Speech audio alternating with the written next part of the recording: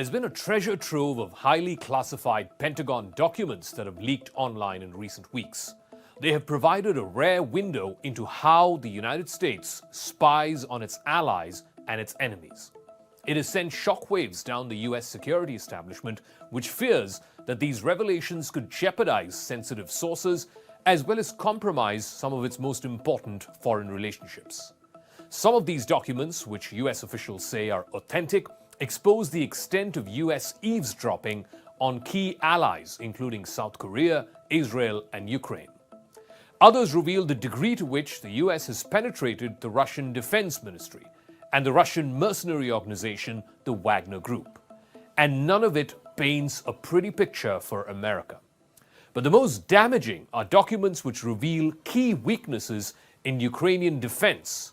And it comes even as Ukrainian forces are gearing up to launch a counter-offensive against Russia. And just as the US and Ukraine were beginning to develop a more mutually trusting relationship. Ukraine has already altered some of its military plans because of this leak.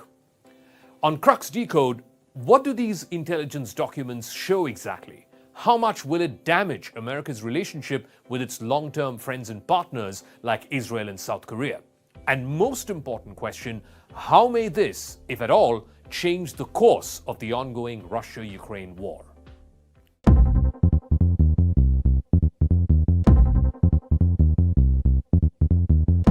The Pentagon has put in place an interagency effort to try and assess the impact of this leak. Pentagon Deputy Press Secretary Sabrina Singh issued a statement Sunday in which it says that the Department of Defense continues to review and assess the validity of these photographed documents that are circulating on social media and appear to contain sensitive and highly classified material. An interagency effort has been stood up, focused on assessing the impact that these documents could have on US national security and on our allies and partners, unquote. This leak has also led the Pentagon to take steps to tighten the flow of information and particularly highly sensitive documents. Many of these documents are normally available to hundreds of people across the US government. The Joint Staff, which comprises the Defense Department's most senior uniformed leadership, which also advises the US President, is examining the distribution lists to take a look at who exactly gets these reports. In fact, many of these documents had markings indicating that they had been produced by the Joint Staff's intelligence arm known as J2. The documents appeared online last month on the social media platform Discord, according to the screenshots of these posts. These posts are photographs of crumpled documents that are laid on top of magazines and are surrounded by other random objects like zip bags and glue. It is as if they had been folded up rather hastily and shoved into a pocket before being removed from a secure location. A spokesperson for the company Discord confirmed in a statement that they are cooperating with law enforcement agencies. While spying is an inevitable part of how the US intelligence community collects information globally, diplomats from some of the affected countries who have been allegedly snooped upon have a rather uncharitable view of things. US allies are doing damage assessments right now, scrambling to determine whether any of their own sources or material have been compromised.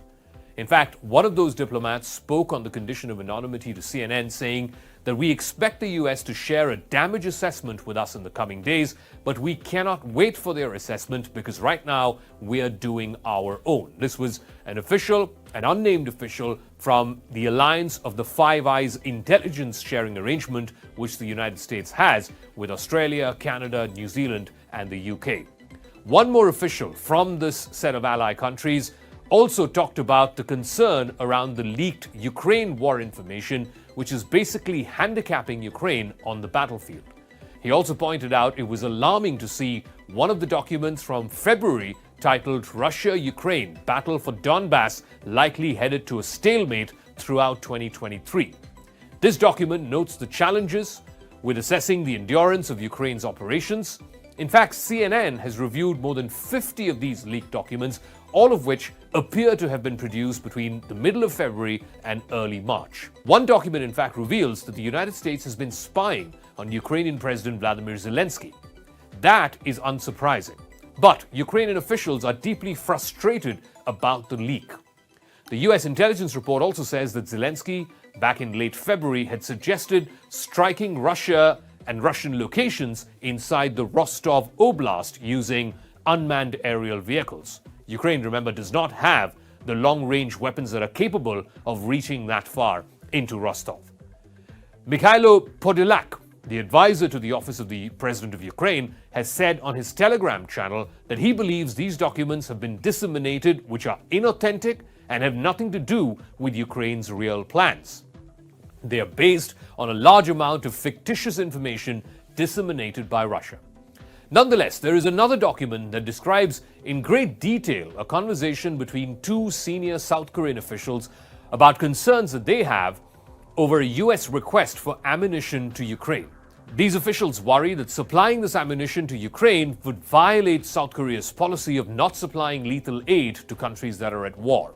According to the document, one of the officials then suggested a way of getting around that policy without actually changing it by selling the ammunition first to Poland and then eventually to Ukraine. The document has already sparked a huge controversy in Seoul. South Korean officials are telling reporters that they plan to raise this issue with Washington. An intelligence report about Israel, meanwhile, has also sparked outrage in Jerusalem. The report produced by the CIA says that Israel's main intelligence agency, the Mossad, had been encouraging protests against the country's new government under Benjamin Netanyahu. Netanyahu's government has been under siege for the better part of the last 3 months over proposed judicial reforms which have now been put on hold.